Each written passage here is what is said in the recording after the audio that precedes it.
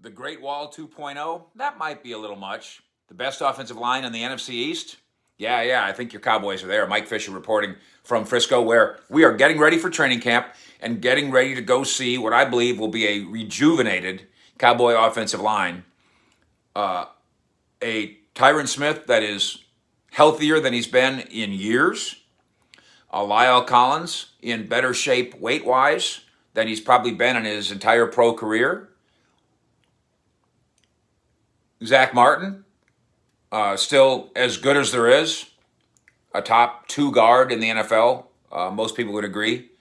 Tyler Biadasz, ready to take over at center after what I and Cowboy coaches and scouts thought was a perfectly good year. And then Connor Williams, who just won't go away. Not 5 All-Stars, not 5 Pro Bowlers, not claiming that. But number 1 in the NFC East? Yeah, and I think that's pretty clear. Let's walk through these in the NFC East, little scouting report. Let's start with what I think is the number 4 NFC East offensive line. That's the Giants. They've invested in it. The investments just haven't paid off. 2018 NFL Draft. They used the 34th overall pick on Will Hernandez. Remember him? UTEP, right? Cowboy fans liked him. Tough guy. He's had his moments, but he was benched at different times last year. Not quite working out. Nate Solder, big free agent signing. Big money. Hadn't paid off really. Last year, or 2020, they used the number 4 overall pick on Andrew Thomas. Still waiting. That team's got some tools now at the skill positions and doesn't have the offensive line to match. Eagles, number 3. They have names. Now, they're not quite Cowboy level, but they're pretty good names. Lane Johnson. Jason Kelce at center. Brandon Brooks, coming back from injury. They used a 2019 first rounder on Andre Dillard.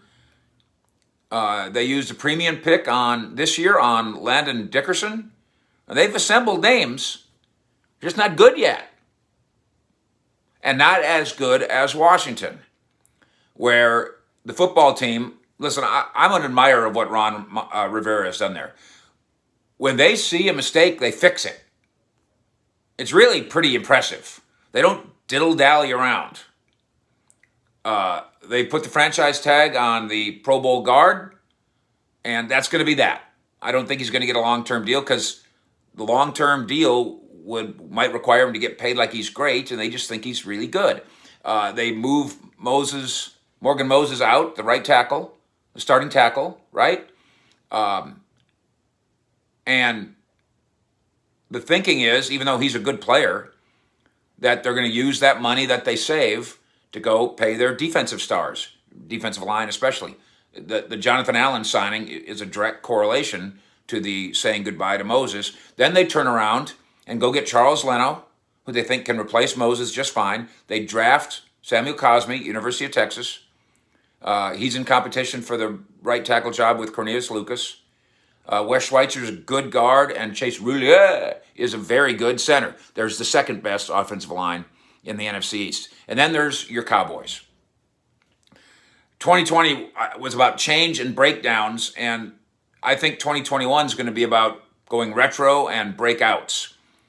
No Tyron last year for 14 games. Zach Martin missed the last 6. Lyle missed all 16. Zach Martin and Tyron Smith are going to the Hall of Fame, and they're still 30-ish. Collins, blue chip talent that can still get to another level. They lose Travis Frederick, of course, last year, and eventually, in addition to Joe Looney, who's not in the team's plans this year, the rookie Tyler Biadasz looks perfectly fine as his Wisconsin replacement.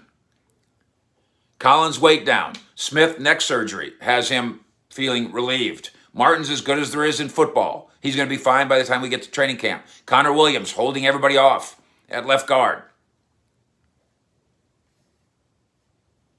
We'll see. But while I think the Wall 2.0 might be a little much, a return to where they were a couple of years ago, largely dependent on, can Biadasz be almost in Frederick's class?